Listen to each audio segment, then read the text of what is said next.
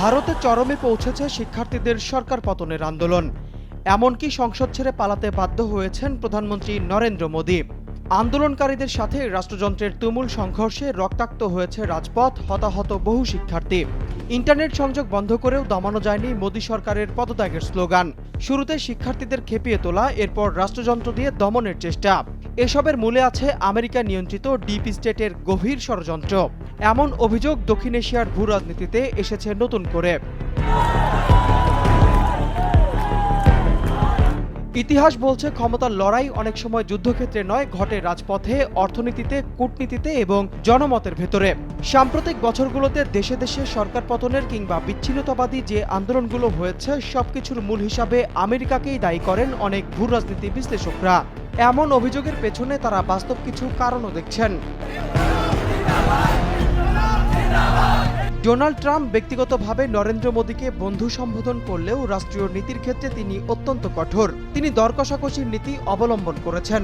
মোদীও সম্প্রতি দৃঢ়ভাবে জানিয়েছেন, মার্কিন চাপের মুখে ভারতের কৃষক ও অভ্যন্তরীণ স্বার্থের সাথে কোনো আপোষ করা হবে না। ফলে বর্তমানে এক ধরনের ব্যবসায়িক ও কৌশলগত দ্বন্দ্বের মধ্য দিয়ে যাচ্ছে এই দুই নেতার সম্পর্ক।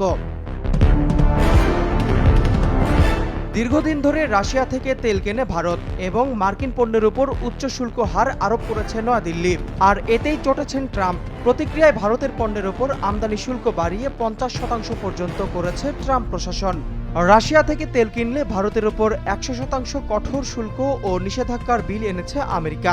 পাশাপাশি জাতীয় পণ্যের উপর আমদানি শুল্ক বাড়িয়ে 50% করা এবং আইটি কর্মীদের ভিসায় কড়াকড়ি তৈরি করে ভারতের মানব সম্পদ রপ্তানি ও সামগ্রিক অর্থনীতিকে চাপে ফেলেছে ট্রাম্প প্রশাসন।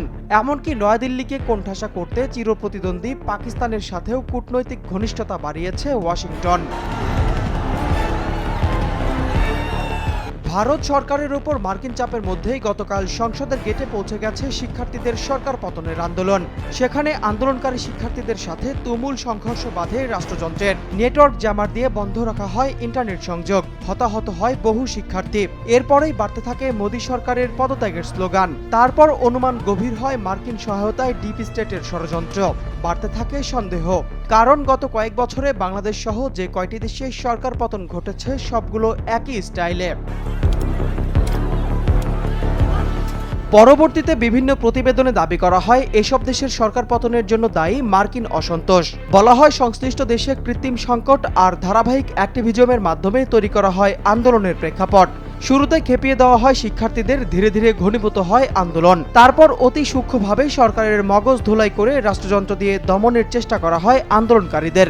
এরপর ফলাফল এক সাগর রক্ত আর প্রাণের বিনিময়ে চূড়ান্ত পরিণতির দিকে যায় পরিস্থিতি। সফল হয় মার্কিন প্রভাবিত ডিপ স্টেট।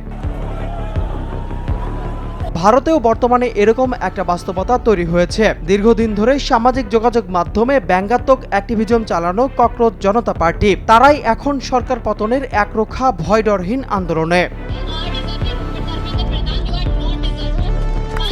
এই আন্দোলনে মার্কিন প্রভাবের সন্দেহের দাবি আরও পাকাপোক্ত হয়েছে আরেকটি বিষয়কে কেন্দ্র করে। সেটি হলো আন্দোলনে নেতৃত্ব দেওয়া ককরোচ জনতা পার্টির প্রতিষ্ঠাতা অভিজিৎ দীপ। তিনি দীর্ঘদিন যুক্তরাষ্ট্র থেকে লেখাপড়া করেছেন।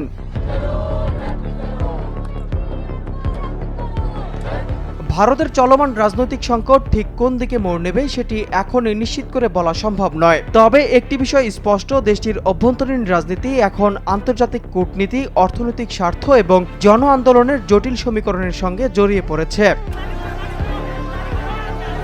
ডিপ স্টেটের অভিযোগ কতটা সত্য আর কতটা রাজনৈতিক বয়ান সেটি নিয়ে বিতর্ক চলছেই। ভবিষ্যতে প্রকাশিত তথ্য, সরকারি তদন্ত কিংবা নির্ভরযোগ্য আন্তর্জাতিক প্রতিবেদনের উপরেই নির্ভর করবে এসব দাবির গ্রহণযোগ্যতা।